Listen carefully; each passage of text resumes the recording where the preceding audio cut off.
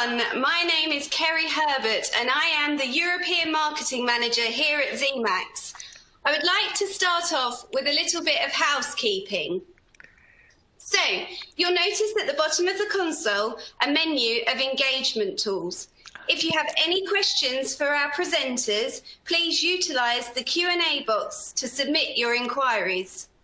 We will try to respond to all questions during the Q&A session if time permits. Also, feel free to check out the speaker biographies and share your comments on the presentation in the group chat window. We would also like to hear from you. Please fill out our webinar survey to help us improve our digital content in the future. Last but not least, if you are experiencing technical difficulties, click on the yellow question mark to view the On24 Help Centre. Now that we have that out of the way, I would like to introduce our two presenters, Jose, Director of Technology and Innovation at EPIC, and Sanjay, Chief Technology Officer at Zemax. Welcome, Jose and Sanjay. Well, thank you, Kerry, and welcome everybody to this exciting event. I am thrilled to be here today talking with Jose Pozo, the CTO of EPIC, which is the world's largest photonics industry association. EPIC is made up of 670 companies in the photonics industry, working in diverse applications from machine vision to telecommunications to quantum optics. Today, Jose and I will be focusing on current trends and future innovation in the life sciences market. And in his current role as the CTO of EPIC, Jose is uniquely positioned to provide a broad perspective on these topics. I guarantee that his enthusiasm for this discussion will be contagious and that you'll all be going out with energy and excitement about the field at the end of the hour. So with that, welcome, Jose, and I'm glad to have you today. Sanjay, what a fantastic introduction. Thank you so much. Can I say something before we start with life science? It's such a special day for me today. I am such a huge fan of Zemax. I've been an optical designer for many years of my life, and being able to talk to you, Sanjay, and to really compliment you for what you have done connecting the optics industry from the standards all the way to providing designers a software that is suitable to the manufacturers. That has been unique and has set up a stepping stone to the current boom that we're living for optics in the whole world. So for me, talking to you, Sanjay, is such a special day. I have no idea what you're going to ask me. I'm going to try to answer with the bottom of my heart, but what I can tell you, Zemax is really in the core of the optical design world. I'm really happy for this.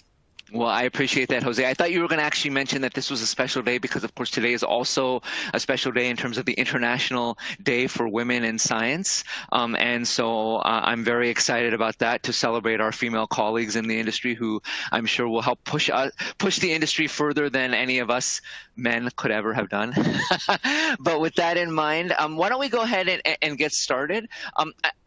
Today the topic again is around life sciences, but for me, life sciences is a very broad description of the segment. When you think about life sciences, and especially as it relates to optics and photonics, what comes to mind? What are the applications? What are the areas that really you think about as hot topics?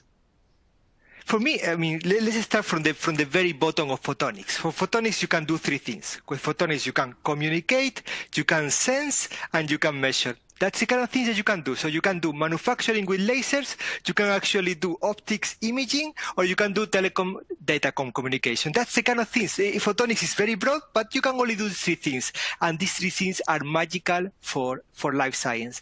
When you ask me what I think about life science, the first thing I think is improving the quality of life. The first thing I think is about that, improving the quality of life. And how can we really improve the quality of life? By telling every person the kind of things he can do to have a better life. And we have, on this particular part, we have seen a huge boom for sensors. And I know you're going to want to go deeper into that, but a huge boom for sensors and wearables. On the other hand, what you want to do in life science is to make sure people spend the least amount of time at the hospitals, and when they have to go there, they have the best potential treatment, the best potential care. And on that, you can't imagine the amount of clinical developments that we have seen in the EPIC network. And I think you're going to want to talk about this later, and you're going to hear about hyperspectral imaging from me, which is fascinating. But the third thing from the life science is we have had a horrible 2020, right? It has been a year that we will never forget. And during that year, there was a lot of talk about UV light for disinfection. There was a lot of talk about biosensor for very fast diagnostics. The idea of being able to do multi-parameter sensor and being able to provide something that we were very used to in Star Trek, right? We had in Star Trek the way to have a machine that could actually identify every single parameter in the body. We can do this now with integrated photonic biosensors. So the body monitoring, but also the in vitro monitoring in the clinical tools for doing multi-parameter sensing, those actually also make me very excited. It is about improving the quality of life.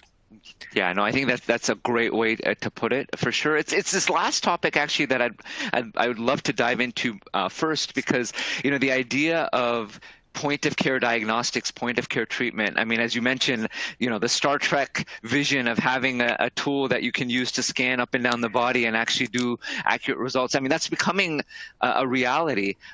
What are some of the underlying technologies that's driving that? And who are some of the players? Who are some of the companies or universities, researchers who are working in this area as well? One thing here, this connects the whole world together.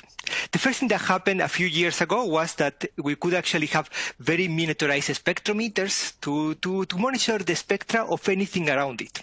And that was interesting. But somebody very smart decided that why don't we make a camera in which every pixel becomes a spectrometer?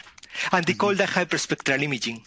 The way of actually focus a camera to any tissue and have the spectral analysis by every single pixel from a distance, being able to monitor the chemical composition of any part of the tissue, being able to work with different wavelengths, with different penetration depths, and being able even to monitor inside the body with the spectral analysis of every single pixel. That has been huge. With that idea that in the beginning was really starting from the top companies in the sector. I think you have heard from companies like Specim, companies like Xenix. That has developed into, let's go into miniaturization. The idea of putting this on a chip, and with this I have to really acknowledge the work of IMEC in Leuven in Belgium. The idea of actually having a CMOS compatible process that can actually have hyperspectral imaging chips. This is just the beginning, because once you have this at semicon process, once you have this in a CMOS compatible way, the next step is to have companies like Huawei already looking at this, like Samsung, putting this in consumer products. So what we have today as the big breakthrough of being able to have the spectral analysis of any tissue from a distance in a few years, let's say 5 years, we're going to have add-ons to our mobile phones to actually do it ourselves, to be able to have a spot and be able to have the spectral analysis of that spot and having some information about it, enough information to send to our doctor and have a real-time monitoring of what's going on. This is fascinating, because I don't know, Sanjay, but for me, when they ask me, what is the biggest thing that happened in photonics in the last 20 years, I will show them my mobile phone. I show them my mobile phone. I don't want the Apple to be seen here, but I show them the mobile phone, and I tell them, we have pixels and micro optics there. Yes. That's photonics. That's the photonics I studied 20 years ago, and they are in every phone's pocket. The next step is spectral analysis. Okay, well, that's an interesting. I mean, one of the points you touched on there was, around some trends that I'm also seeing in the industry, really around miniaturization. I think that's playing a key role. And then, you touched on this briefly, but really the role of photonic integrated circuits as a part of these system designs. And really kind of almost the overlap now that we're seeing between traditional optics and photonics and electronics and semiconductor manufacturing, right? The development of CMOS sensors has become almost as critical to the performance of optical systems as the free space components that we used to think about 20, 30 years ago. What's really been behind that drive? Has it been the ability to scale? Has it been, again, that ability to go down to smaller sizes? Why have PICs become so integral to kind of the next evolution of the systems, especially in the life sciences market? I love this question. We could talk about this for 24 hours, but the audience wants a short answer, so I'm giving a short answer. Integrated photonics started from the idea that we could actually transmit light in a planar chip. We could actually transmit light in a planar chip. The group of Southampton, Graham Reed, if you're watching, hello, the group of Graham Reed was the pioneer on actually transmitting light with very low losses on a waveguide that could actually be planar into a silicon insulator standard CMOS chip. And that was something that once proved, it raised the alarms of everyone. Oh my God, this is the new electronics. We're actually transmitting photons into CMOS technology. Transmitting was nice, but not creating, detecting, or modulating. So then the indium phosphide people, they actually very, very smart from the TU Eindhoven area, they said, hey, these guys are doing something very interesting. We have an indium phosphide technology that we actually can do very epitaxial integration onto a chip of also lasers, detectors, and modulators. We can transmit, generate, and detect light. Everything that light can be done is generating, detecting, and transmitting. We can do this on a chip. So let's call this the next electronics. And then there was other people called the people from the silicon nitride technology. If people have heard about the companies like Ligentech, like Lyonics. If you're watching, hello guys. Amazing technology. They said, hey, what happens if you actually want to have very, very long delay lines? Do you know that we actually can have 0.1 dB per kilometer losses here on a chip? And they actually said, okay, let's go for that. So the idea here is these people with the idea of initially from Graham Reed on silicon photonics, they managed to do every single functionality on a chip. So they have processes that could actually do this for volume production, suitable for volume production. The next step was to go to the people in the semicon and say, and now you incorporate it. We are living now in this stage. This is a beautiful stage. We're organizing, I don't know if you have seen, I organize a lot of online meetings. I love it. I have so much fun. The semicon companies like Broadcom, like Infineon, are coming to these meetings. AT&S, if you're watching also AT&S, thank you for being here. AT&S is looking for collaborations to actually have through glass bias and have the semicon and the integrated photonics layers one on the top of each other. And why is this happening? Because for the first time, we are living in a world in which there's going to be a very little transition between electronics and photonics. Electronics and photonics, the idea initial that the new electronics, the new photonics are competing, that was a marketing sentence. Nobody believed it. They cannot live without each other. But the idea of having a full semicon process that can combine both, this is what is happening. And now about life science, because I think that's what you asked. Now about life science. What happened when you have a chip, a photonic chip, in which you can transmit light with virtually low losses? That you can also modify it. You can actually have resonators, imagine ring resonators, that can actually resonate in the chip and being able to detect, be able to change to whatever happened around them. What happens if our chemical friend, if our chemistry friends can deliver a polymer that changes its refractive index with any conditions that change around it?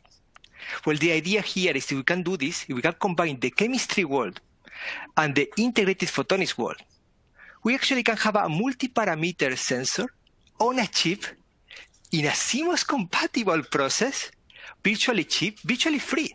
Because imagine how much you pay for a chip that goes into an electronic device that you buy when you go to China. Virtually free. Less, yeah. Parameter sensor on chip, virtually free. But once again, you have a chip like this that would actually be a sensor. How do you interrogate it? How do you know what's going on? And here there has been amazing things happening in the last years.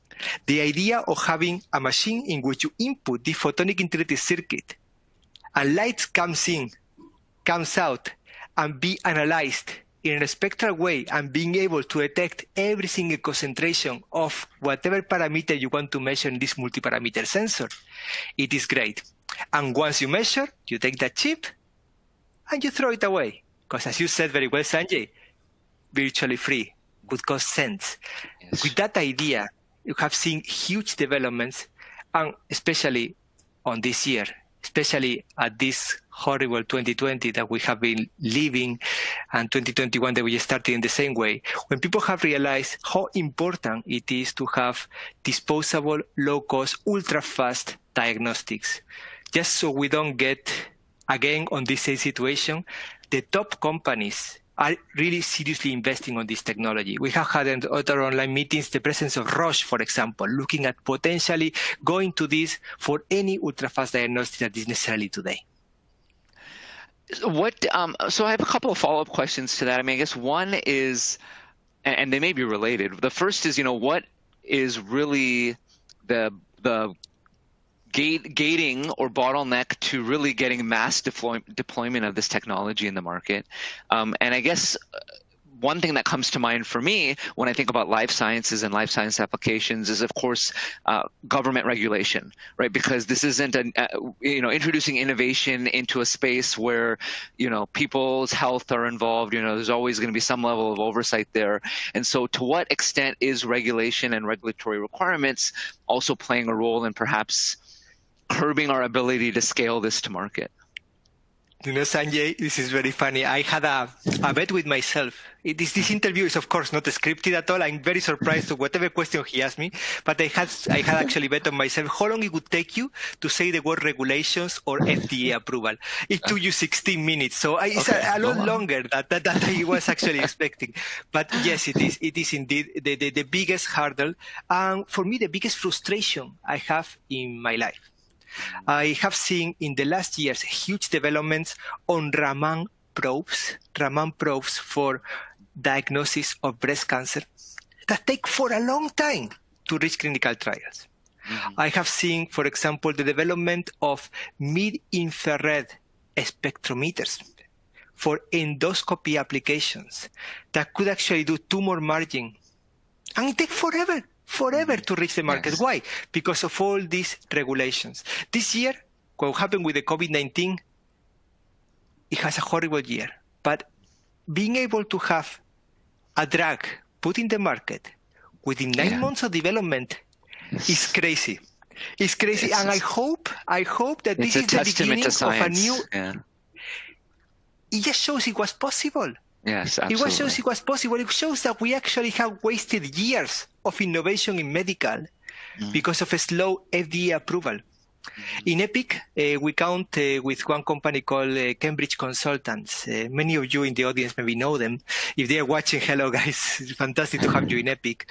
Cambridge Consultants have helped many companies in the development of biosensors, in the development of fiber-based related development, in the development of equipment for clinicians. And they are in charge of going through all the FDA approval together with the R&D from TRL4 to TRL7. When I talk to them, I always tell them, what is the real problem? And they said, paperwork. Really. When we are talking about saving lives, I'm very frustrated about this. And what we did with this was something very smart. We went to European Commission and tell them something needs to happen. Something needs to happen. It cannot continue that the innovation in photonics for medical is slower than the innovation in photonics for, I don't want to say the word defense, but I just did.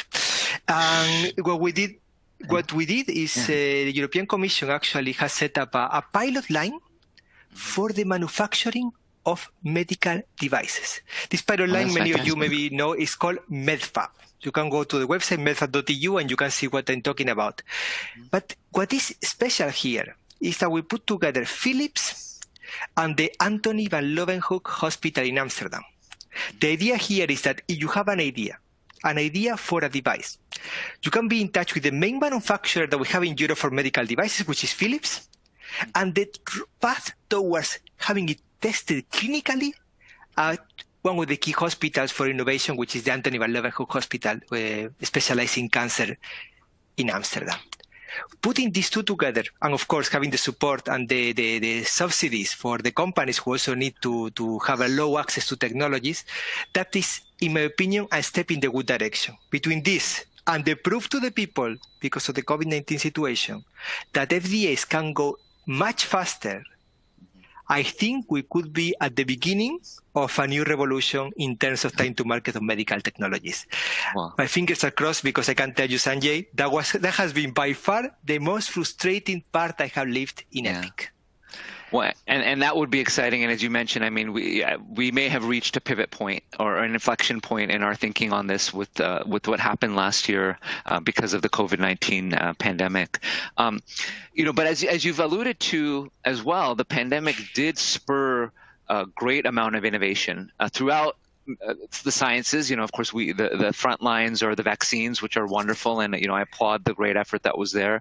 But even within the optics and photonics industry, there's been a lot of innovation that's gone on from, getting real-time diagnostics of body temperature, using fluorescence spectroscopy for antibody detection, and on and on. What are some of the maybe less heralded but more exciting or more interesting innovations that you may have observed that were spurred by our response to the pandemic?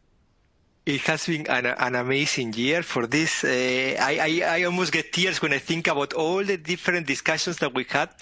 In the beginning, when the COVID-19 exploded, I'm talking April, when everybody was thinking, okay, we have to do something in the photonic industry to solve it. Every day, my team, the technical team of Epic and myself, we were getting new ideas from our members in terms of having UV light in a face mask, the idea of having a treatment that could actually have the constant cleanliness of the phone screen. We had lots of different innovations, those different ideas that ideas always lead to something good. Ideas with technology innovation will lead to something good. Maybe not to the product that you have in mind, but the developments lead to something good. Also, we had a lot of interest from the infrared camera world. So until now, there was a company, FLIR, I think everybody knows. Yes. FLIR was developing really the market leader for infrared cameras. Now we talk about the need for elevated body temperature screening everywhere. So every time you enter a football stadium, every time you enter the cinema, every time you enter the airport, the idea of having a person with this little gap pointing your face is interesting, but not sustainable for the long term. So the idea of being able to manufacture very high accurate infrared sensors, infrared cameras for the elevated body temperature screening, reliable, that has been also one thing that in the beginning of the pandemic, everybody was asking about supply chain to develop new ideas on that. But as you say, there was also a little bit of hype. Time has passed now a little bit. And what we do have seen is a huge boom in UVC light. When it comes to UVC light, in the beginning, everybody thought it was really the way to. I even saw some very, very weird presentations about the way to use UVC light, but it was clear that it was the right tool for disinfection. So what we do have seen is that the companies who were developing UVC light to be able to increase their volumes and reducing the cost. Because one of the problems that we had with UVC light in the past, because it's not something that we invented now, one problem that we had, it was the cost. UVA was much, much, much cheaper. And what we have in semiconductor, and this applies to every semiconductor technology, all of them. What we have is that if you have the volume, it goes low in price. It is clear, but we also have the problem that to go low in price, you also need the volume. It is always the problem, the yin-yang that we have in the semiconductor photonic industry. And that is happening now with the UVC light. And for me, this is going to open a lot of opportunities beyond the COVID-19 situation, as hard as it may sound. The possibility of having lamps that can actually guarantee the cleanliness of clinical environments, the cleanliness of supermarket food stands. This is happening. And I think that's, for me, the biggest thing that comes out of this. The increase of the volume, the increase of the cost, and the acceptance to the market for the UVC light. Okay. So I certainly I appreciate that, and I appreciate, it's the age-old problem in many industries that to drive down costs, you need volume. But I have maybe a unique perspective to think that another way potentially to affect cost is to be able to get the production right the first time. And so how important is the role of simulation and the role of companies like Zemax in being able to, come up with new, unique designs for these kinds of systems. Is that a cost driver in your opinion, or is that more of an innovation driver, or some combination of the both? I love this question, Sanjay. I don't know if you had it prepared or not, but I really love this question. Every photon counts.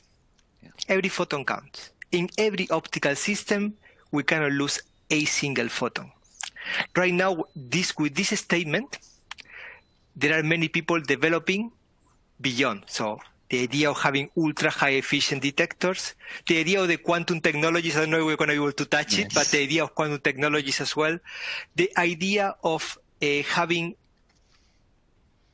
light sources with low power, so they guarantee energy efficiency, and actually battery power lasers. All this is going towards that. The problem here is that a badly designed optical system is the biggest source of noise. So no matter how much money you spend in your detectors or in your laser, if you want to be efficient, the designing of the optical system is the key. And especially designing of the optical system with something that until now we have taken for granted, which is the critical dimension dependent to the application. And this is something that, in my opinion, Zemax has made a difference. In the past, about a year ago, we had a discussion about your tool for augmented reality. Why did you make a special tool, a special set of tools for just AR? It's just optics, right? No. The idea here is that whenever you're designing a waveguide to transmit the light in a holographic system, all you have to do is to make sure that the photons are transmitted in the right way, and the tolerances, the critical dimensions, are very different to the one that you're going to find when you design, for example, a biosensor, or you design a Raman spectrometer. The idea here is to make sure that we count on that. And I think the simulation has to come hand in hand with the manufacturing, because only with a constant communication between the critical dimensions in the manufacturing and the critical dimensions can be incorporated in the models, we can have this idea in which the system design and the optical design come together towards optimizing, towards minimizing the amount of photons that get lost. Mm-hmm. Well, and that's great. And that's why I personally appreciate the efforts of companies or consortiums like EPIC, because you're helping to bring these partners together, right? We often talk about designers, optical designers, needing to be in touch with their manufacturers even before they're doing their design, so they understand how the thing that they're about to design in our software is going to be fabricated, how it's going to be assembled.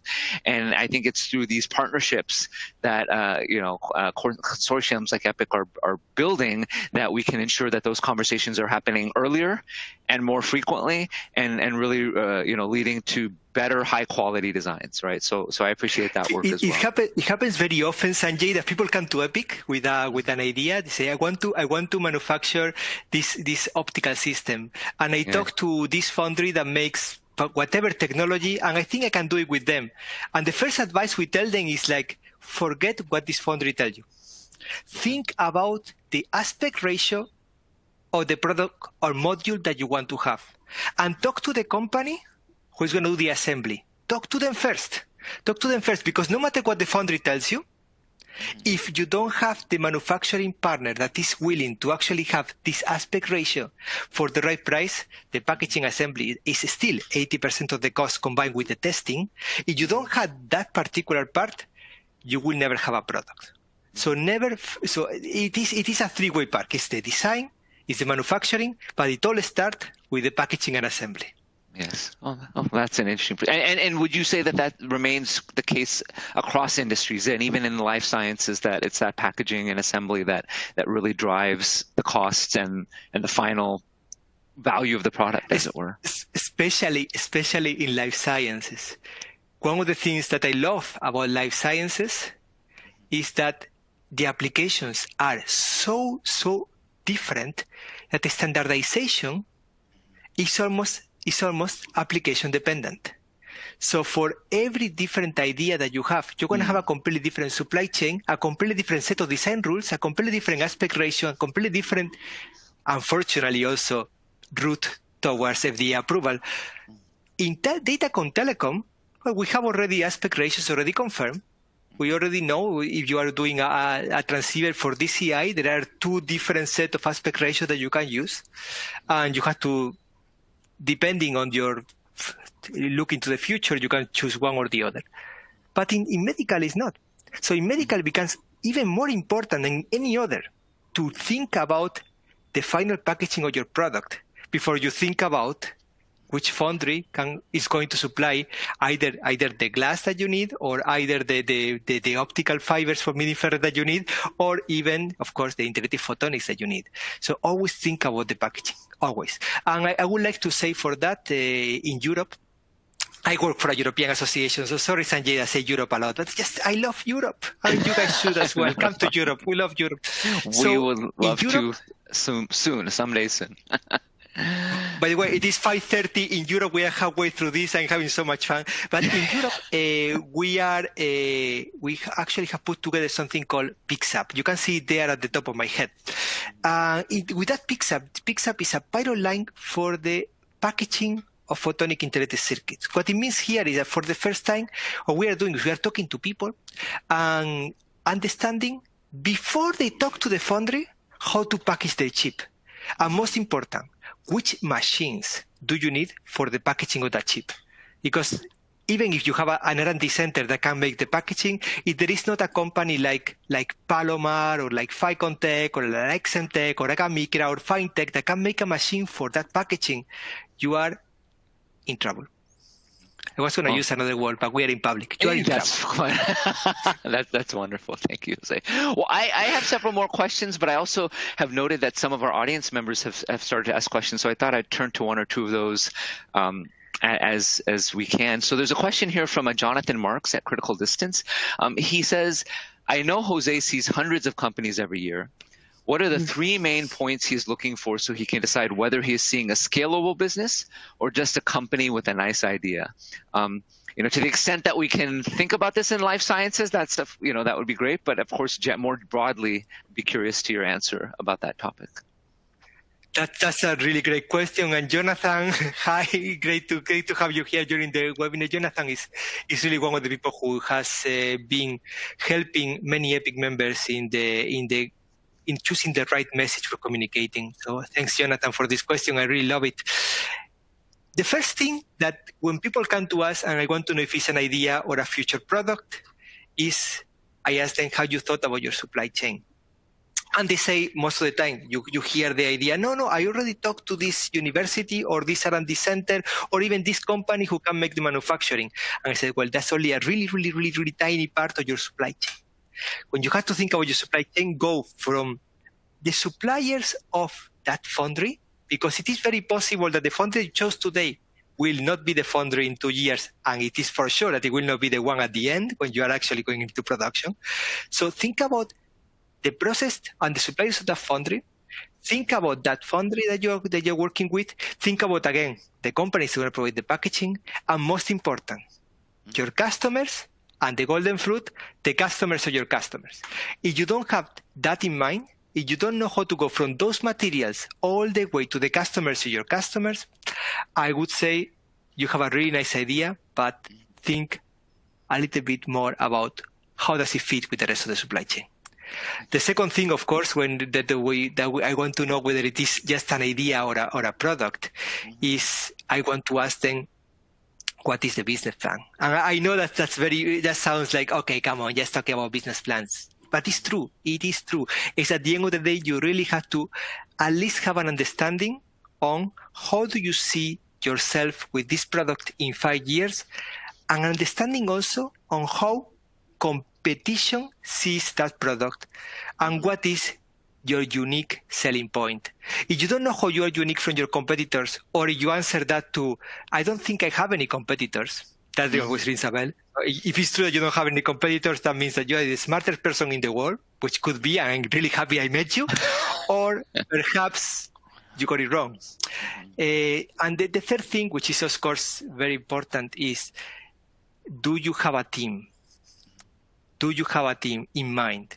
If this continues, do you have people that you trust, that you want to work together on this? because it is impossible that you can be the best one developing technology, the best one communicating it, the best one talking to investors about it, and the best one choosing the future team having a CEO role like. And if it's just you, if it's just, no, this is just my idea and I want to do everything, I want to be CEO, CTO, communication manager, business developer, my own secretary, then that means that perhaps you should go back and think it is a team effort. Okay. Well, no, I think those are all great suggestions, and hopefully for our audience, things for them to think about as they're thinking about starting out. Kind of on that topic, I wonder, have you seen that of late there have been more people who've come into the market with new ideas and starting new businesses? Do you feel like that has been accelerated? Has that been constant? Same as it always was? What are the trends there that you see kind of in terms of new startups, new innovators in the optics and photonics industry, and especially around the area of life sciences and life sciences research? The last 3 years, let's consider 2020 didn't happen, right? Let's consider that I was traveling yesterday.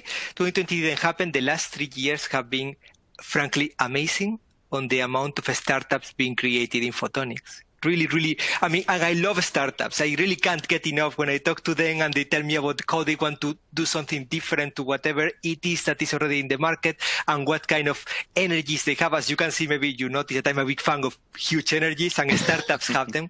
So it is something that I do love. In the field of life science, it has been truly fascinating how all the developments of the telecom industry are now little by little matched into applications in life science. We didn't talk too much about agriculture. Agriculture is a life science.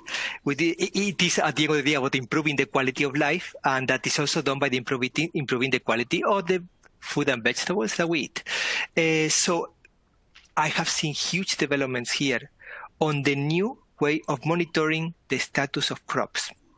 You really can't imagine from having photonic sensors and cameras incorporated in drones for the real-time monitoring of every single leaf, to having biosensors or spectrometers that actually have very low cost and can be actually taken by the own farmer and close to the plant. I know exactly the status of the plant before the fruit comes out.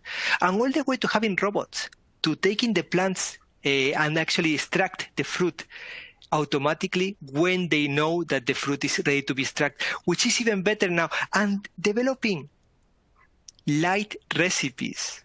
And that has been fascinating. Developing light recipes that customize the growth of every fruit. And they have to acknowledge the work of Osram. Really, truly fascinating developments or light recipes from every single fruit. I think on this, we are really in a world fully innovating. In Epic, we have a company, a small company in Spain called Smart Hubs. So Smart Hubs makes hubs. Hubs are really these beautiful flying devices, flying planes that they have this big balloon on top, really beautiful, right? So what they do is any Epic member that wants to test their cameras into a smart hub for the monitoring of agriculture or environmental monitoring, they can actually put them there and they can fly them and get the first results on that. And that is something that we are observing in cooperation also with the European Space Agency. We are observing that there is a lot of room still to improve.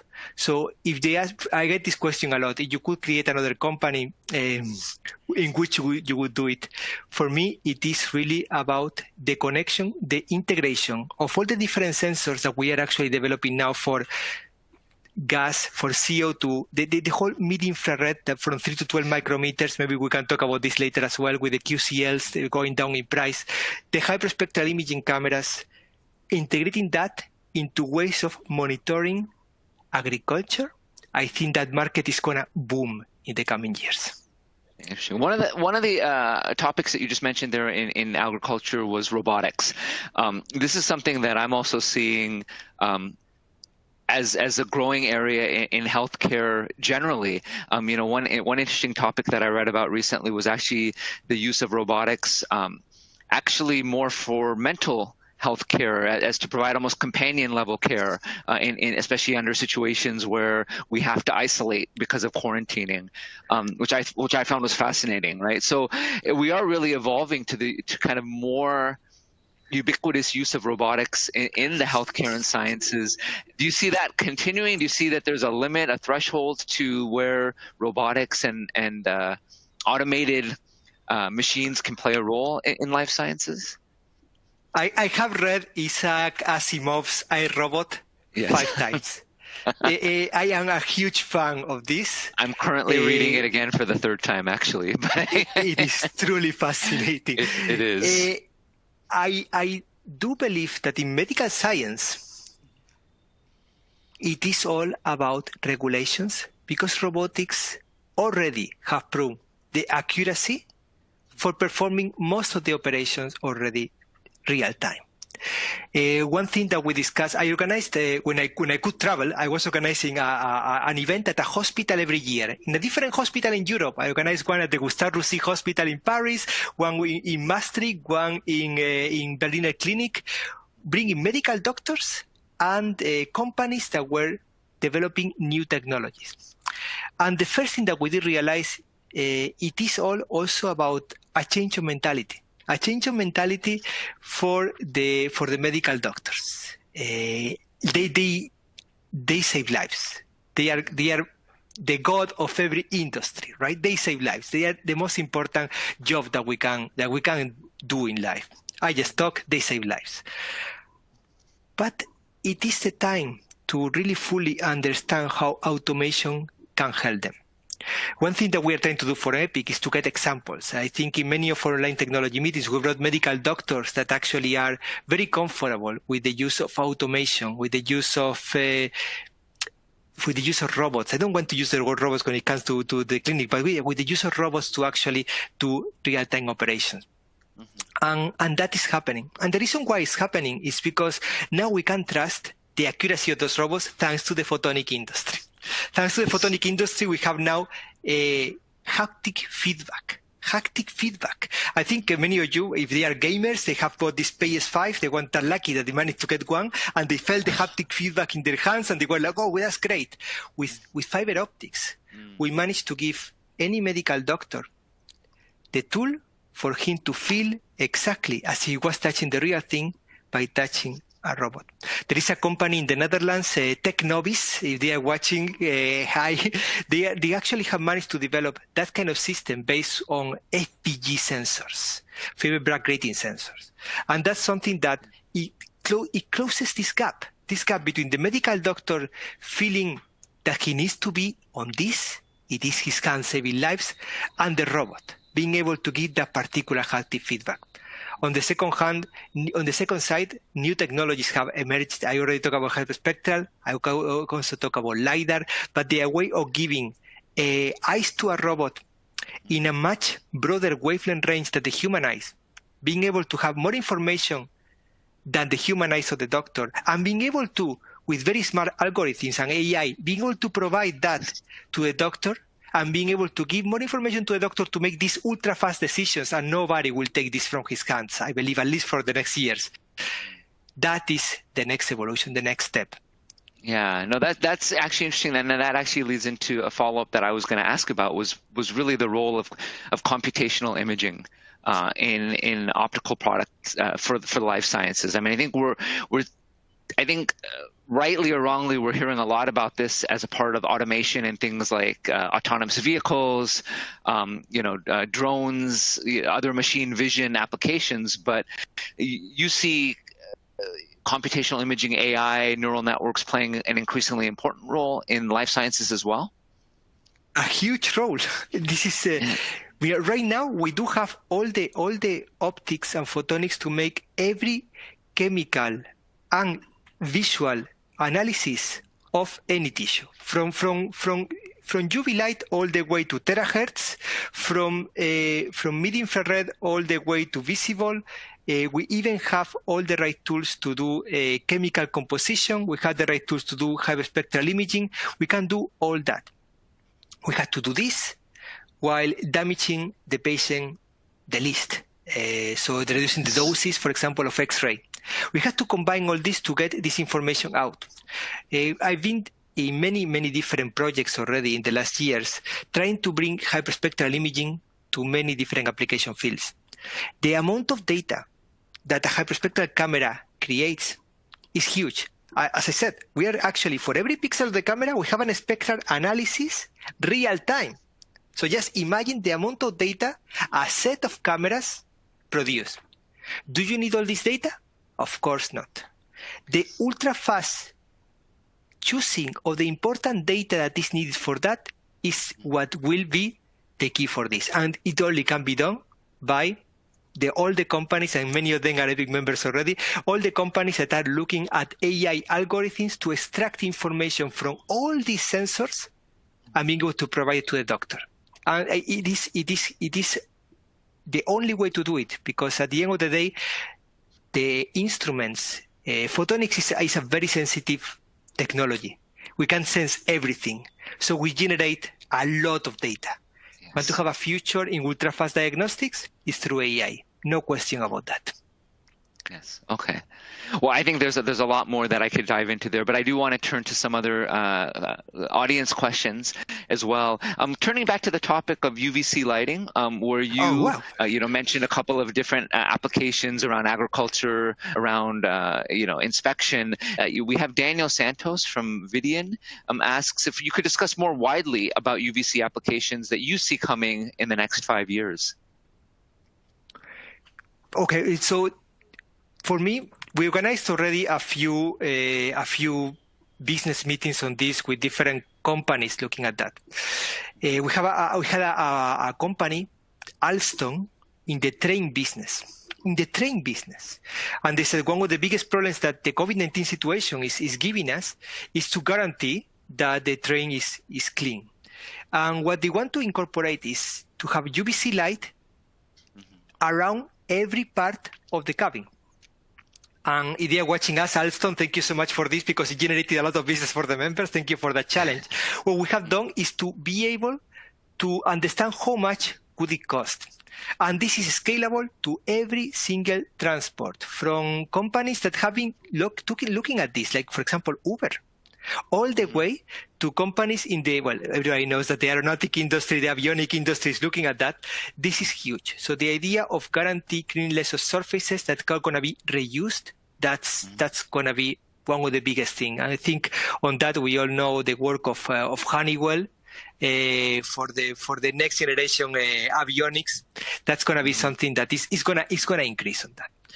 The next one, we had a meeting with a company called Acquisense in the US. Acquisense has been instrumental on EPIC members having entry point to a huge market, which is water purification. Because let me remind, the COVID-19 has generated so much interest that there is a roadmap to reduce the cost of UVC light. And reducing the cost of UVC light makes it being able to put it in every water distribution part, from having it in the taps of our house to having it almost in the jars before we drink the water. That's a huge market, the water purification. I live in the Netherlands. I am very lucky living in a country that has windmills, tulips, and great water. And I think I have something else as well, but these are the things. And I can tell you that when I go to other parts of the world, we really don't fully understand what a challenge it is to have water purified. What a big challenge it is. And that market is going to explode, because until now, the biggest problem was cost of the UVC compared to other UV lights, compared to UVA, for example. And the third one is the clinical cleanliness. We had a company, Bulb, working with our EPIC member Laser Components, developing a ultra-fast cleaning solution for the cleaning environment. On that, we are fascinated on the different regulations that have been implemented ultra fast. For example, to the point of where the cameras have to be placed, to what angle they can cover underneath the bed, to what angle they have to be placed in front of the equipment and tools that the doctor is going to be used, for how long it has to be focused before the doctor is allowed to take the tool back from the tray. this is happening right now, and this market is gonna boom. If you ask me about the three ones, those could be the three: transport, water, and clinical. Yes. And to follow up on that, we have another question from Jay Madhav of Garuda Aero Products, who agrees with you about the large demand in large spaces like aeroplanes and trains. And so he has more of a technical question, but just was curious as to your insights on this. What is the longest length of a UVC lamp that you've seen at the 220 nanometer wavelength? And what's limiting that, that length? At 220 nanometer, we have seen 1 meter until now.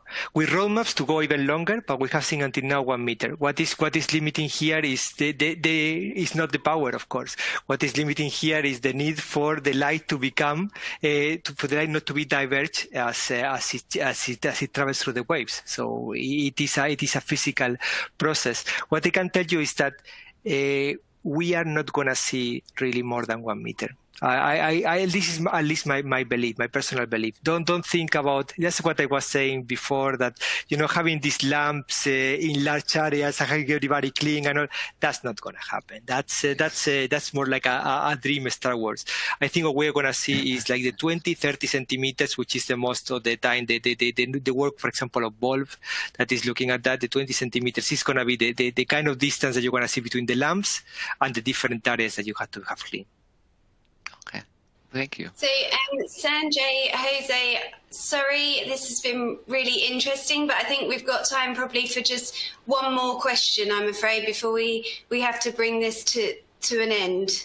Okay, well thank you, Carrie, for that. I thought we were in the beginning. No, unfortunately. It was really quick, and it was very, very interesting to listen to as an attendee as well. But I think we've got time for one more question. Okay, well, thank you, Carrie. I appreciate that. Well, then with that, I'll be selfish and it will be mine.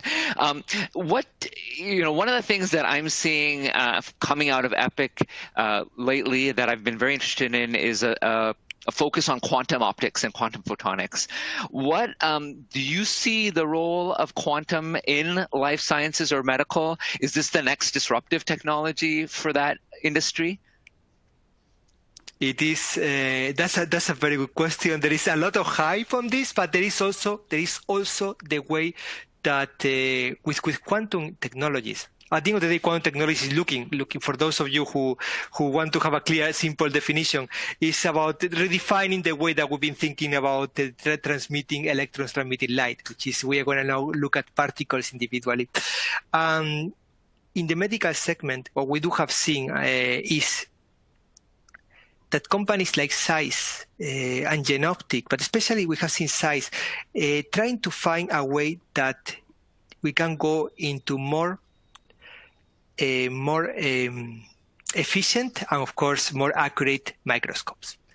And on this, until now, we have been limited. Physics has limited us. We have made fantastic microscopes, and my friends from Hitachi have made great microscopes, so Olympus, Genoptic, we have made great microscopes. It's limited for the physics. 2-photon absorption was fantastic, and there we stuck. And we're stuck there, and we've been trying to break the diffraction limit. Great job has been there, but we need to go to the next step.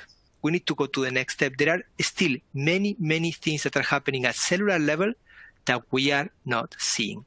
So the idea of being able to use quantum technologies to actually go into that next level of accuracy for microscopes, that's going to be a huge market. I want to acknowledge, for example, the work of York University. Jean Jose, you're watching, you're doing a fantastic job. There are many companies who are trying to go to with a lot of secretive areas here, and a few startups that are in stealth mode trying to develop these new areas for high-resolution microscopy. I think we are at the verge of something truly amazing in that particular sector. Well, that's exciting to hear, and I'm looking forward to the continued progress there, and hopefully the role that us at Zemax can play in helping to drive some of that new innovation. So, well, with that, thank you, Jose. It's been a wonderful session. Again, we could have spent... It's already over? I know it's already... Next time we'll schedule 2 hours just to make sure we can address some of these other unanswered topics. I didn't even talk about mid-infrared.